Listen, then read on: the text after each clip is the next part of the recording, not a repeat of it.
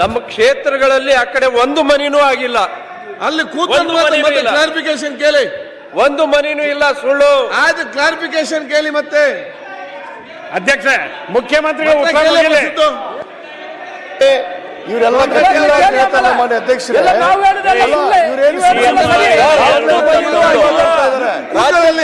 ತಪ್ಪು ಸಂದೇಶ ಒಂದು ಮನಿನೂ ಆಗಿಲ್ಲ.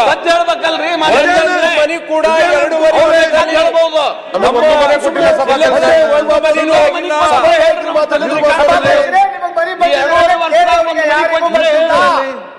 ಸಿದ್ದು ಸರ್, ನೀವೀಗ ಸೀನಿಯರ್ ಮೆಂಬರ್ ಆಗಿ, ಅವರೆಲ್ಲ ಫಸ್ಟ್ ಟೈಮ್ ಆಗಿದ್ದಾರೆ, ಅವ್ರಿಗೆ ಗೊತ್ತಿಲ್ಲ, ನಿಮ್ಗೆ ಅದು ಗೊತ್ತಿದೆ. ಏನ್ ಅವ್ರು ಉತ್ತರ ಕೊಟ್ಟು ಆಯ್ತು, ಅದು ನೀವದನ್ನ ನೋಟ್ ಮಾಡಿ ಮತ್ತೆ ಕ್ಲಾರಿಫಿಕೇಶನ್ ಕೇಳಿ. ಅವರು ಉತ್ತರ ನೋಟ್ ಮಾಡಿ ಮತ್ತೆ ಕ್ಲಾರಿಫಿಕೇಶನ್ ಕೇಳಿ. ಬೆಂಗಳೂರಲ್ಲಿ ಸುಮಾರು 6 ಲಕ್ಷ ರೂಪಾಯಿ ಕಟ್ಟಬೇಕು ಅಂತ ಮನೆಗೆ ಯಾರು ಕ್ಲಾರಿಫಿಕೇಶನ್ ಕೇಳಲಿಕ್ಕೆ ಬರೋರು ಮುಂದೆನೇ ಇಲ್ಲ ಸರ್.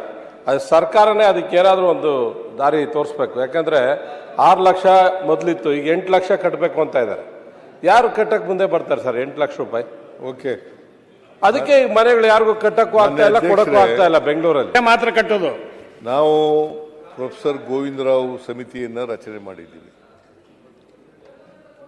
SM ಕೃಷ್ಣ ಅವ್ರ ಕಾಲದಲ್ಲಿ ನಂಜುಂಡಪ್ಪನವರು ಸಮಿತಿಯನ್ನು ರಚನೆ ಮಾಡಿದರು.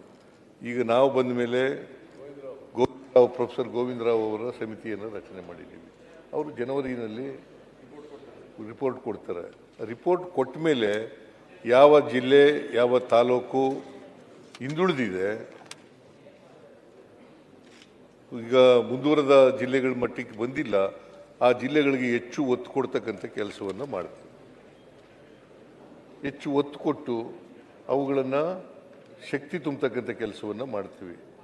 ಅದಕ್ಕೆ ನೀರಾವರಿ ಇರ್ಬೋದು, ರಸ್ತೆಗಳಿರ್ಬೋದು, ಬ್ರಿಡ್ಜ್ಗಳಿರ್ಬೋದು, ಮನೆಗಳು ಕಟ್ತಕ್ಕಂಥದ್ದು ಇರ್ಬೋದು, ಅಥವಾ ಮಾನವ ಅಭಿವೃದ್ಧಿ ಮಾಡ್ತಕ್ಕಂಥ ಯಾವುದೇ ಕೆಲಸ ಇರ್ಬೋದು, ಆರೋಗ್ಯ ಇರ್ಬೋದು, ಶಿಕ್ಷಣ ಇರ್ಬೋದು, ಇವು ಕೆಲಸಗಳನ್ನು ಮಾಡ್ತಕ್ಕಂಥ ಕೆಲಸವನ್ನು ಮಾಡ್ತೀವಿ.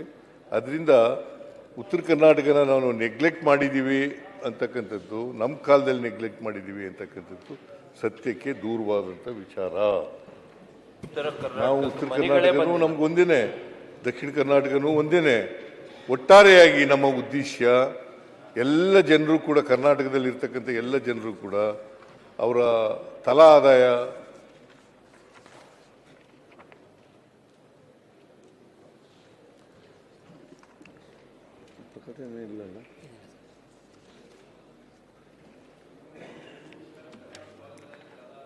ಅವರ ತಲಾ ಆದಾಯ ಸಮನಾಗಿ ಹೆಚ್ಚು ಕಡಿಮೆ, ಸ್ವಲ್ಪ ಹೆಚ್ಚು ಕಡಿಮೆ ಇರಬೇಕು. ಭಾಳ ಈಗ 7 ಲಕ್ಷ ಚಿಲ್ಲರೆ ಇದೆ ಬೆಂಗಳೂರು ನಗರದಲ್ಲಿ, ಇಲ್ಲಿ 1 ಲಕ್ಷಕ್ಕಿಂತ ಕಡಿಮೆ ಇದೆ. ಆ ಥರ ಇರಬಾರ್ದು ಅನ್ನೋದು ನಮ್ಮ ಉದ್ದೇಶ. ಸಾಧ್ಯವಾದ ಮಟ್ಟಿಗೆ 1 ಲಕ್ಷದ ಒಳಗಡೆ ಇರಲಿಕ್ಕೆ ನಾವು ಮಾಡ್ತಕ್ಕಂಥ ಕೆಲಸವನ್ನು ಮಾಡ್ತೇವೆ ಅಂತಕ್ಕಂಥ ಮಾತುಗಳನ್ನು ಈ ಸಂದರ್ಭದಲ್ಲಿ ಹೇಳಿ,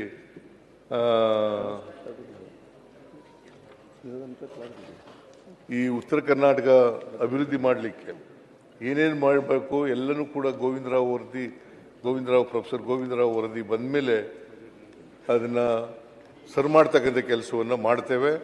ನಾವು ಇಲ್ಲಿವರೆಗೂ ಮಾಡಿದ್ದೇವೆ, ಇನ್ನು ಮುಂದೇನೂ ಕೂಡ ಮಾಡ್ತೇವೆ, ಇನ್ನೂ ಹೆಚ್ಚು ಮಾಡ್ತೀವಿ.